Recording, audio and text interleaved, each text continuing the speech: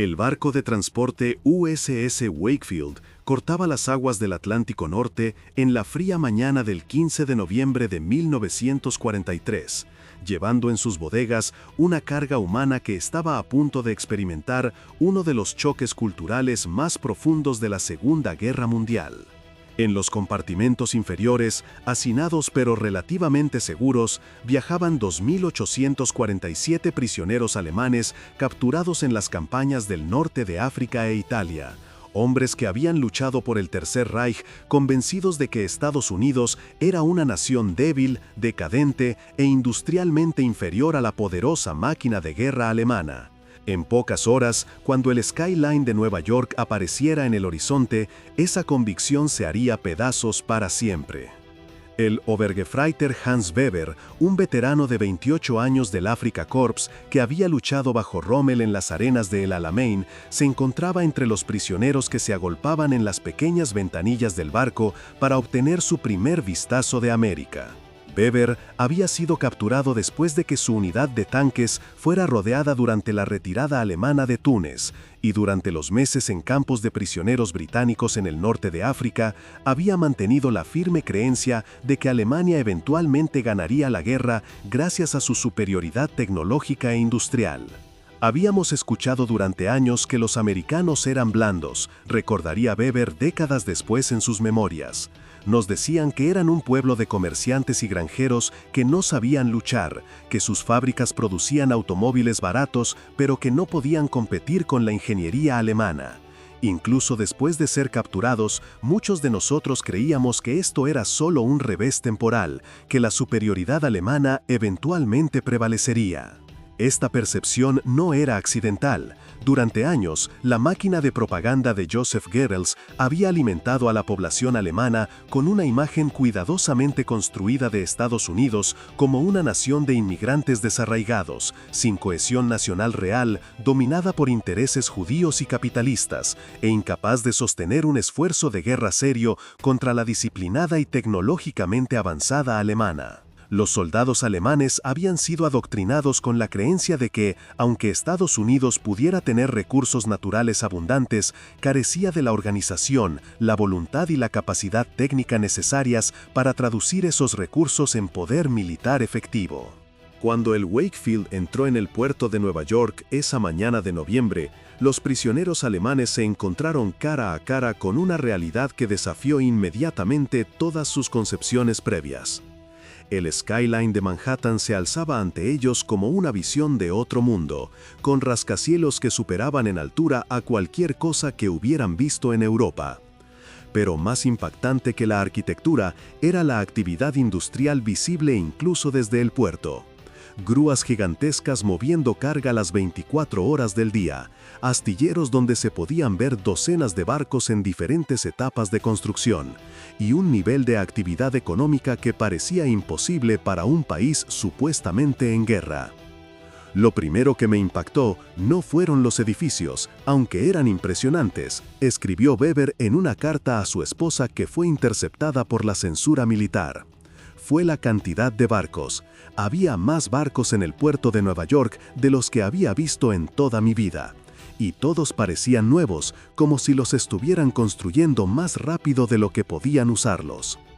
El transporte de los prisioneros desde el puerto hasta los campos de detención proporcionó el siguiente shock. Los alemanes fueron cargados en trenes que, para su asombro, eran más cómodos y modernos que muchos trenes civiles que habían usado en Alemania antes de la guerra. Pero fue durante el viaje a través de Nueva Jersey y Pensilvania cuando realmente comenzaron a comprender la escala del poder industrial americano. A través de las ventanas del tren, los prisioneros vieron un paisaje industrial que desafió todas sus expectativas. Fábricas se extendían hasta donde alcanzaba la vista, con chimeneas humeando constantemente, y patios de ferrocarril llenos de vagones cargados con materiales y productos terminados. En las ciudades por las que pasaban, las calles estaban llenas de automóviles en una cantidad que parecía imposible para un país en guerra. El Leutnant Friedrich Müller, un ingeniero mecánico que había trabajado en fábricas de armamentos alemanas antes de ser reclutado, quedó particularmente impactado por lo que vio. En Alemania, habíamos convertido nuestras fábricas de automóviles para producir tanques y aviones, escribió en su diario, que fue confiscado pero posteriormente preservado en archivos militares. Aquí parecía que tenían fábricas separadas para todo. Veía fábricas produciendo automóviles civiles, mientras otras fábricas, claramente visibles desde el tren, estaban produciendo tanques. Era como si tuvieran una economía completamente separada solo para la guerra. Esta observación de Müller tocaba el corazón de lo que haría que la experiencia americana fuera tan choqueante para los prisioneros alemanes. Alemania había convertido toda su economía en una máquina de guerra, sacrificando la producción civil para maximizar la producción militar. Los alemanes habían asumido que Estados Unidos tendría que hacer lo mismo, y que por lo tanto su capacidad de producción militar estaría limitada por las mismas restricciones que enfrentaba Alemania. La realidad era completamente diferente. Estados Unidos había logrado algo que parecía imposible desde la perspectiva alemana. Había expandido masivamente su producción militar sin sacrificar significativamente su producción civil. Las fábricas americanas estaban produciendo tanques, aviones y barcos en cantidades que superaban la producción alemana, mientras simultáneamente mantenían niveles de producción de bienes de consumo que eran inimaginables en la Alemania en guerra. El primer campo de prisioneros al que fueron enviados muchos de estos alemanes fue Camp Forrest en Tennessee, una instalación que había sido construida específicamente para albergar prisioneros de guerra del eje. El campo en sí mismo proporcionó otro shock cultural. Los barracones eran espaciosos y bien construidos, con calefacción adecuada, instalaciones sanitarias modernas y un nivel de comodidad que superaba las condiciones de vida de muchos soldados alemanes en el frente. Pero fue la comida lo que realmente asombró a los prisioneros. Las raciones americanas para prisioneros de guerra incluían carne fresca regularmente, vegetales, frutas y cantidades de comida que muchos alemanes no habían visto desde antes de la guerra. El Gefreiter Otto Braun, un soldado de infantería de Baviera, escribió a su familia: «Nos dan más comida en un día de la que veíamos en una semana en el frente.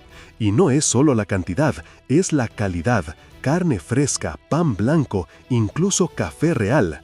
Es difícil creer que este país esté en guerra». Esta abundancia de comida no era accidental.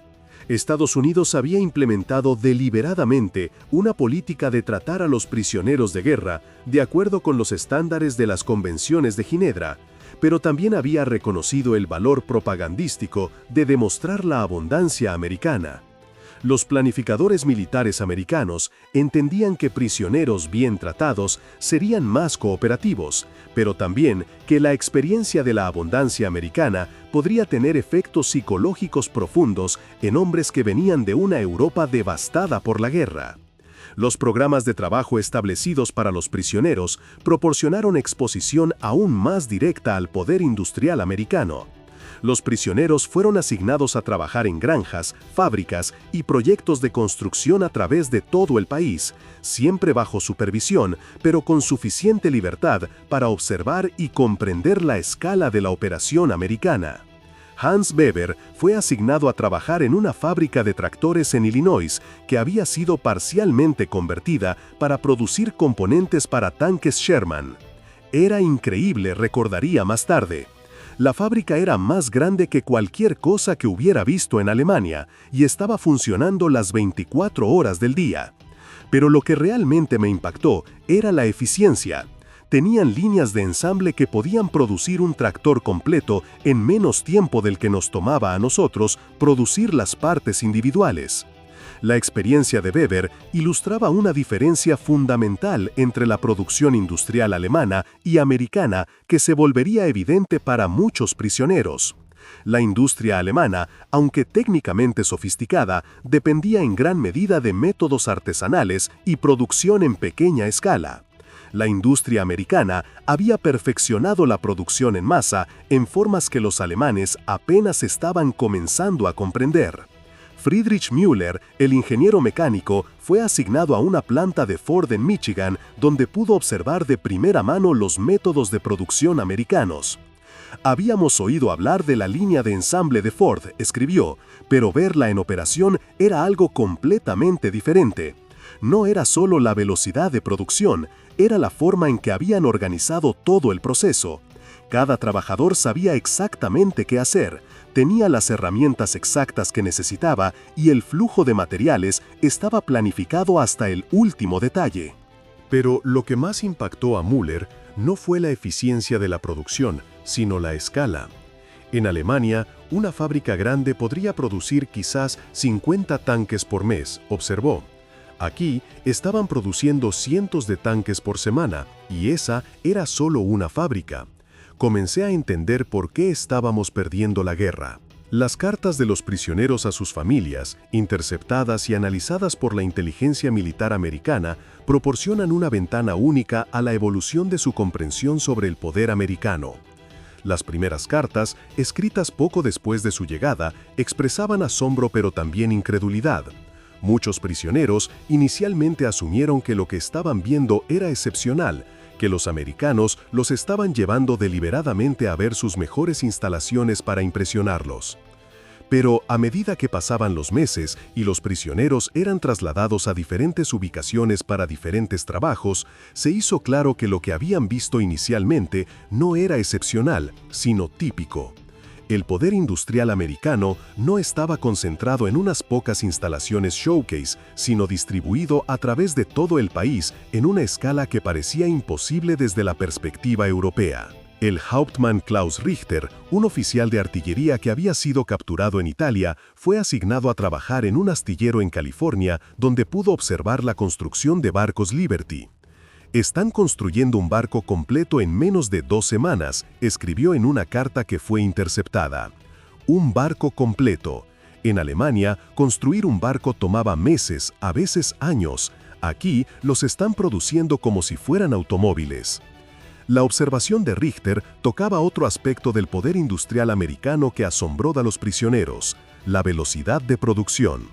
Los métodos americanos de producción en masa no solo permitían mayor volumen, sino también velocidad de producción que parecía imposible usando métodos tradicionales europeos. Los astilleros americanos habían revolucionado la construcción naval aplicando principios de línea de ensamble a la construcción de barcos. En lugar de construir cada barco individualmente desde cero, habían estandarizado diseños y prefabricado secciones que podían ser ensambladas rápidamente. El resultado era una capacidad de producción que superaba la construcción naval combinada de todas las potencias del eje. Pero quizá el aspecto más chocante del poder industrial americano para los prisioneros alemanes era su aparente facilidad. En Alemania, la producción de guerra requería sacrificios enormes de la población civil. Las raciones eran estrictas, los bienes de consumo eran escasos y toda la sociedad había sido movilizada para el esfuerzo de guerra. En Estados Unidos, los prisioneros observaron una sociedad que parecía estar librando una guerra masiva mientras mantenía un nivel de vida civil que superaba lo que la mayoría de alemanes habían conocido incluso en tiempos de paz. Las tiendas estaban llenas de bienes, los restaurantes servían comidas abundantes y los civiles americanos parecían vivir con una comodidad que contrastaba dramáticamente con las privaciones que los prisioneros sabían que sus propias familias estaban experimentando en Alemania. Otto Braun, trabajando en una granja en Iowa, escribió: «Los granjeros aquí tienen automóviles, tractores, electricidad, teléfonos. Viven mejor que muchos oficiales en Alemania. Y me dicen que esto es normal, que así vivían incluso antes de la guerra. Es difícil entender cómo un país puede luchar una guerra mundial y al mismo tiempo mantener este nivel de vida para su población». Esta observación llevó a muchos prisioneros a una realización profunda sobre la naturaleza del poder americano. No era simplemente que Estados Unidos tuviera más recursos que Alemania, sino que tenía tantos recursos que podía librar una guerra masiva sin requerir sacrificios significativos de su población civil. Esta abundancia aparentemente ilimitada desafió las concepciones fundamentales que los alemanes tenían sobre la naturaleza de la guerra moderna. Los programas educativos establecidos para los prisioneros proporcionaron contexto adicional para lo que estaban observando. Los americanos habían implementado programas de reeducación que incluían clases sobre historia americana, gobierno democrático y economía de libre mercado. Aunque muchos prisioneros inicialmente resistieron estos programas como propaganda, la evidencia de lo que estaban viendo con sus propios ojos hizo que muchos comenzaron a cuestionar las ideas que habían tenido sobre Estados Unidos. Friedrich Müller asistió a clases sobre economía americana, donde aprendió sobre conceptos como producción en masa, economías de escala y mercados de consumo.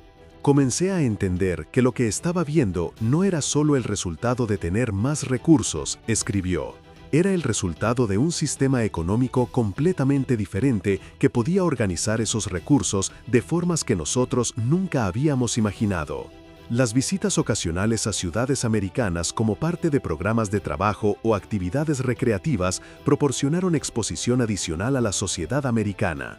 Los prisioneros vieron centros comerciales llenos de bienes, cines mostrando las últimas películas y un nivel de actividad económica que parecía incompatible con un país en guerra. Hans Weber recordaría una visita a Chicago como un momento de revelación particular. Caminé por las calles del centro y era como estar en un mundo diferente, escribió. Había tiendas llenas de cosas que no habíamos visto en Alemania durante años. La gente estaba bien vestida, bien alimentada y parecía próspera. Y esto era durante la guerra. Comencé a entender que habíamos subestimado completamente a este país. La exposición a la tecnología americana también fue reveladora. Muchos prisioneros vieron por primera vez televisores, aunque la tecnología estaba aún en sus primeras etapas. Observaron sistemas de comunicación, equipos médicos y maquinaria industrial que representaban niveles de sofisticación tecnológica que rivalizaban o superaban lo que habían conocido en Alemania. Klaus Richter, trabajando en el astillero de California, observó el uso de soldadura eléctrica, grúas controladas por radio y técnicas de construcción que eran más avanzadas que cualquier cosa que hubiera visto en Europa. Habíamos creído que éramos los líderes tecnológicos del mundo, escribió, pero aquí estaban usando técnicas que nosotros apenas estábamos comenzando a desarrollar. El acceso a periódicos y revistas americanas proporcionó información adicional sobre la escala del esfuerzo de guerra americano. Los prisioneros leyeron sobre la producción de aviones que superaba la producción alemana por factores de 10 o más, sobre la construcción de barcos que reemplazaba las pérdidas por submarinos alemanes más rápido de lo que los U-boats podían hundirlos, y sobre una capacidad de producción de armamentos que parecía prácticamente ilimitada. Estas revelaciones tuvieron efectos psicológicos profundos en muchos prisioneros. Hombres que habían llegado a Estados Unidos convencidos de que Alemania eventualmente ganaría la guerra, comenzaron a enfrentar la realidad de que la derrota alemana era no solo posible, sino inevitable, dada la disparidad masiva en capacidad industrial. El Obergefreiter Werner Schmidt, un veterano de la campaña rusa, escribió en su diario: «Hemos estado luchando contra un enemigo que ni siquiera entendíamos. Pensábamos que estábamos luchando contra otro país europeo, pero Estados Unidos es algo completamente diferente. Es como si fuera un continente entero organizado como una sola máquina de guerra». La correspondencia interceptada reveló que muchos prisioneros comenzaron a aconsejar a sus familias que se prepararan para la derrota. Aunque la censura militar eliminaba referencias directas a información militar sensible, el tono de las cartas cambió dramáticamente a medida que los prisioneros procesaban lo que estaban viendo. «No puedo decirte detalles», escribió Hans Weber a su esposa, «pero las cosas que he visto aquí me hacen pensar que esta guerra terminará de manera diferente a como esperábamos. Debes estar preparada para cualquier eventualidad». Los oficiales de inteligencia americanos que monitoreaban la correspondencia de los prisioneros notaron este cambio de actitud y lo documentaron en informes que proporcionan evidencia de la efectividad de la exposición al poder industrial americano como herramienta de guerra psicológica. Un informe de 1944 del Departamento de Guerra observó: la exposición de prisioneros alemanes a la capacidad industrial americana ha resultado en un cambio significativo en su moral y perspectiva sobre el resultado de la guerra. Muchos prisioneros que llegaron convencidos de la superioridad alemana ahora expresan dudas sobre la capacidad alemana de continuar la guerra indefinidamente. Los programas de trabajo también expusieron a los prisioneros a la cultura laboral americana, que contrastaba dramáticamente con lo que habían conocido en Alemania. Los trabajadores americanos tenían niveles de vida más altos, mejores condiciones de trabajo y más libertades personales que los trabajadores alemanes, incluso antes de la guerra.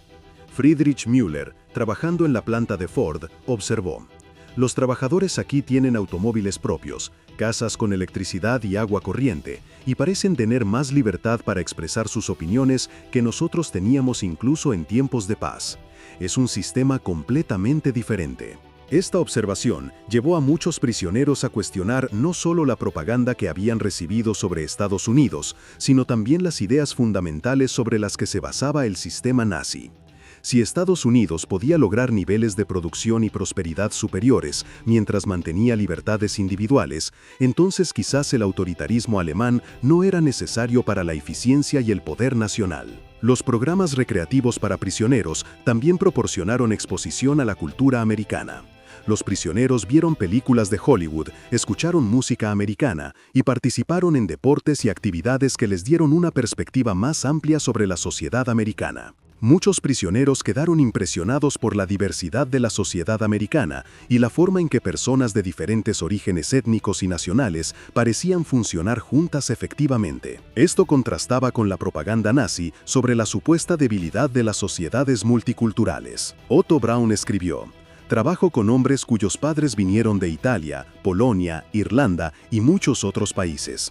Pero todos se consideran americanos y trabajan juntos sin problemas.